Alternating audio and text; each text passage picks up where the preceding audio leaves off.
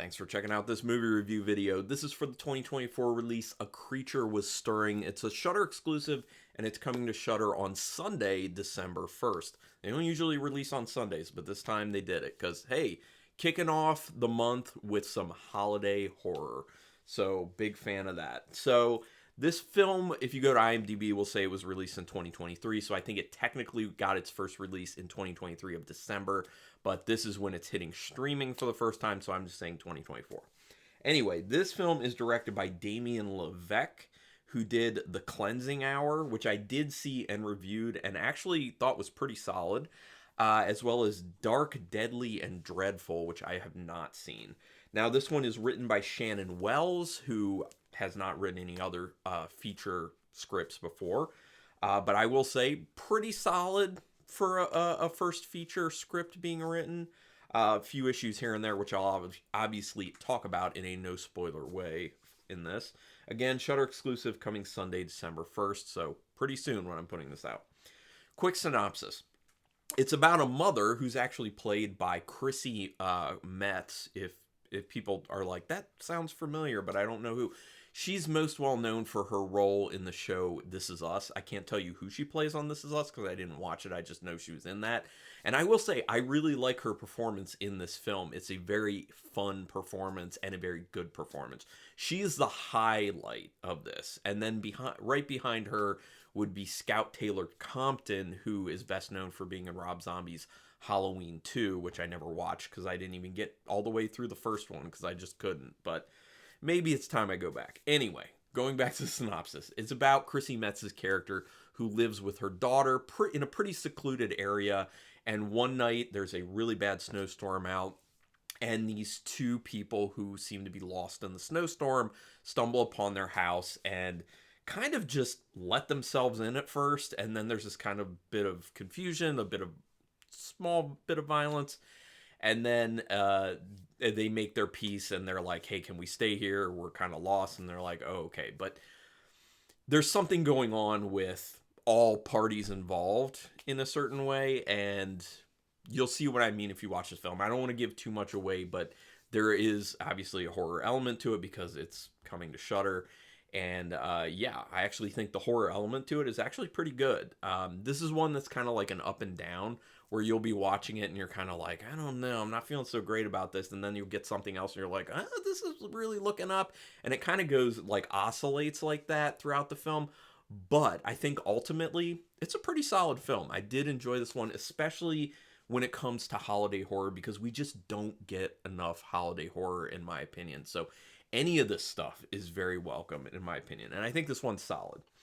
There are a lot of Christmas lights immediately, so this feels very much like a holiday horror film. Love the use of all the Christmas lights.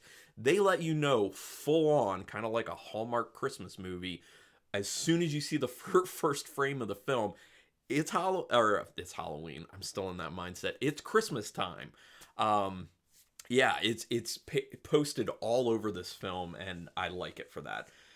The first sequence does have a pretty interesting aspect to it. I will say that. It definitely pulls you in and makes you think, okay, I'm with you. You got my attention. Where are we going with this? What's going to be the ultimate horror aspect to this film?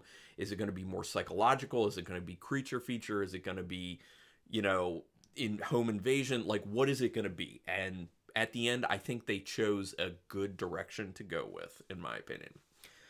Big fan of the lighting in this film overall. I think it gives the film a very surreal feel, which is a lot of fun, and I think really helps out with the story that they have at play here. And it's not just, all the Christmas lights I was talking about. They have a lot of lighting done with colors. They do a lot of blues, they do greens, they're doing reds. It looks really visually cool and appealing. I'm a big fan of films that go big with colored lighting. Huge fan of that. I just think it's extremely aesthetically pleasing. But it's not just an aesthetic thing in this film. It actually really helps create, like I said, this surreal feel that helps things along with the film and helps out that creepiness factor. And also, with certain aspects of the film, makes you feel like, what's going on? Is this real? Is this not real? So I like that aspect. The dialogue does not feel right, though. That's one of my problems with the script. the characters speak in a kind of too formal of a way at times. Not always. There are these moments where you're just like, oh, this is how people speak. They're interacting in a very normal way. But then there are other scenes where you're kind of like, their language is not how people would speak to each other at all. And so you kind of go between these types of scenes, and unfortunately, when it's not seeming like normal language that people would actually be speaking to one another, especially in the situations that we have in this film, it kind of takes you out of the experience, and you recognize it as not great dialogue. So I think the dialogue really did need some work, unfortunately. The score is also a bit much. I love the composition of the score. Composition of the score is great. How loud they crank the score. They scream at the audience. This is one of my big pet peeves. They keep screaming at the audience numerous times, and it's just too much. Dial it down. Less is more when it comes to score. Not in the composition, but in the volume that you're using it in the scenes that you need it for. But overall, composition good. Most of the acting is kind of stiff, unfortunately. I think, Scout Taylor Compton does a solid job.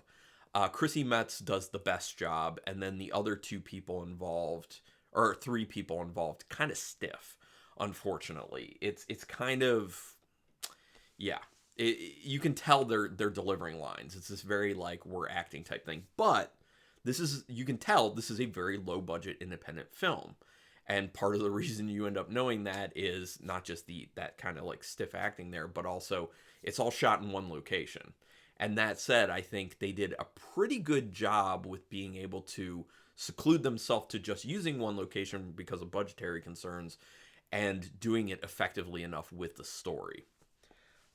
They try to work in some humor, but it doesn't land, and a lot of the time it's at odds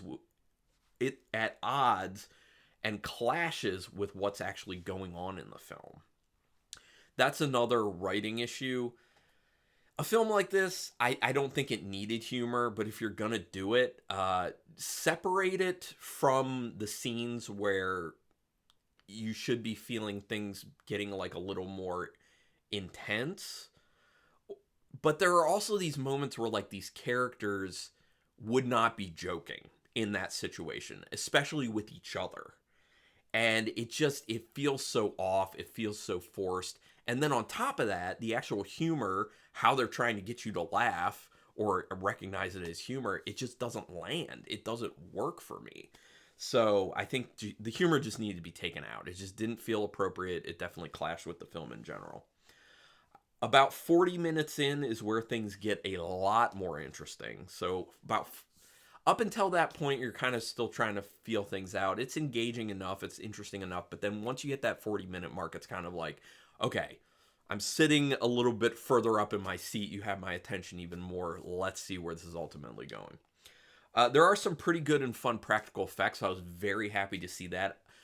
Based off of how the film was going for that first 40 minutes, I didn't know if we were going to get any practical effects stuff really, but we did end up getting some good ones, and it's some really good ones, honestly. I didn't really expect it to go that big, especially with how low budget the film felt up until that point.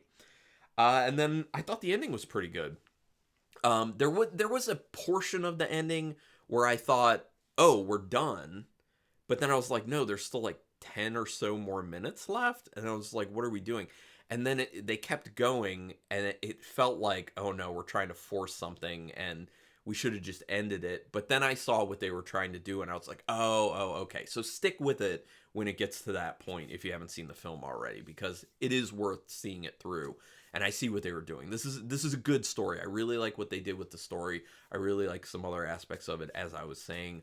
But it's not, overall great. A lot of issues with the writing in particular. But out of 5 stars, half stars, and play, I'd give this a pretty solid 3-star rating, especially for a low-budget independent film, especially for holiday horror. So this is where I'd love to hear your opinion on it. Go ahead and put it down in the comments. If you liked it, hated it, you're in between on it, we can talk about that. We can do spoilers in the comments. That's great. Thumbs up on this if you want to help me with that YouTube algorithm. Subscribe to the channel if you want to show your support. Also, if you want to monetarily show any support, you can do that as well, although no big pressure. I have memberships available, link in the description. You can see how much a month for what you end up getting out of it. And then the last thing is notification bell button. If you want to hit that, you will then know when I'm putting up new videos, which, spoiler, I'm putting them up every single day, even if it's just a short. Anyway, regardless, thanks for taking your time to watch this. And until next time, keep it brute.